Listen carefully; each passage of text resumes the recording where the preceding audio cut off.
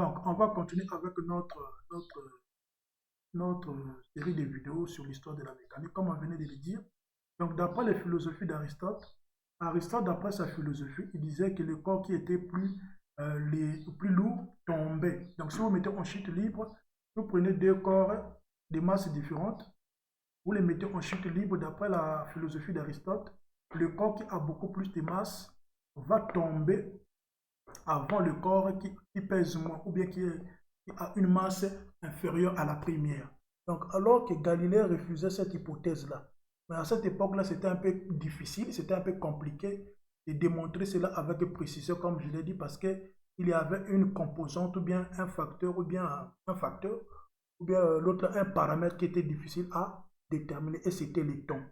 Et ce n'était que grâce à l'invention de l'horloge à pendule par Huygens que l'autre a pu démontrer cela et prouver cela. Démontrer ou prouver cela. Donc, celui qui a posé les bases de la mécanique, ou bien les fondations même de la mécanique, c'est Galilée.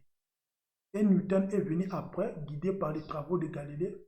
C'est lui maintenant qui a formulé avec précision les lois du mouvement, ainsi qu'à fondé la dynamique sur des bases solides. Son célèbre travail fut publié dans la première édition de ses principes, généralement reconnu comme l'une des plus grandes contributions à la connaissance. Outre l'énoncé des lois régissant le mouvement d'une particule, Newton fut le premier à formuler correctement la loi de l'attraction gravitationnelle universelle. Celui qui conçut également la notion d'infinitésimale en analyse mathématique. Donc, il y avait également beaucoup de contributeurs comme Léonard de Vinci, Marino Euler de Lambert-Lagrange, Laplace et d'autres philosophes ou bien d'autres personnes comme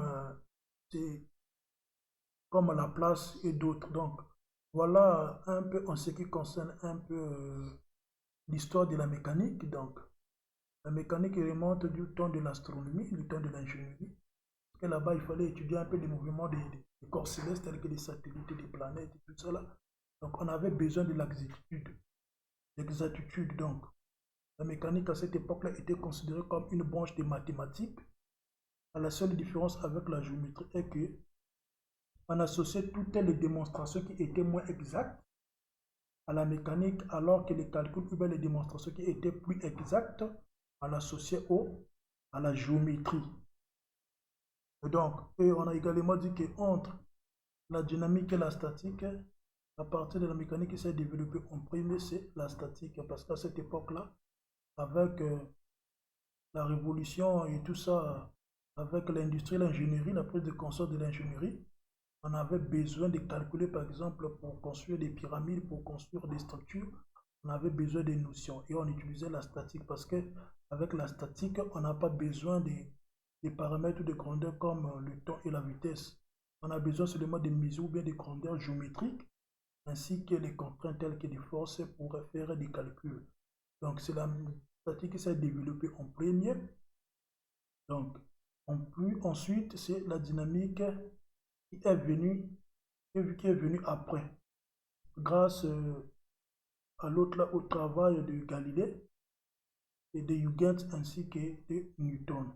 Voilà un peu en ce qui concerne un peu l'histoire de la mécanique. Donc, la dynamique, avec la découverte de l'horloge et de l'horloge à pendule par Huygens a permis à Galilée d'effectuer le travail qui, excusez-moi. Donc, excusez-moi, donc, comme je l'ai dit, j'avais un appel là, voilà, pour donc. La mécanique, il y avait un problème, comme je l'ai dit. Le problème, c'était le temps. Donc, Galilée était buté. Il y avait quelque chose qui le butait, c'était le temps. À cette époque-là, c'était difficile de préciser le temps avec précision. Donc, ce n'est qu'avec l'invention de l'horloge, la pendule par Huygens, et puis Galilée a fini par démontrer, à prouver la fausseté de la philosophie d'Aristote qui stipulait que les corps lourds tombaient plus rapidement que les corps légers. Et c'est également Galilée qui a posé même les bases, la fondation même de la mécanique. Et ensuite Newton, guidé par les travaux de Galilée, et parvenir à formuler à formuler avec précision les lois du mouvement, ainsi qu'à fonder la dynamique sur une base solide comme c'est précis. Donc, merci beaucoup. On va se revoir dans une prochaine vidéo. Et je crois qu'on va parler un peu des concepts avant qu'on puisse entrer dans la profondeur. On va parler un peu des concepts de la mécanique. Qu'est-ce qu'on entend par concept? Quels sont les différents concepts? Donc voilà un peu pour la vidéo d'aujourd'hui. On nous revoit à la prochaine. Merci beaucoup.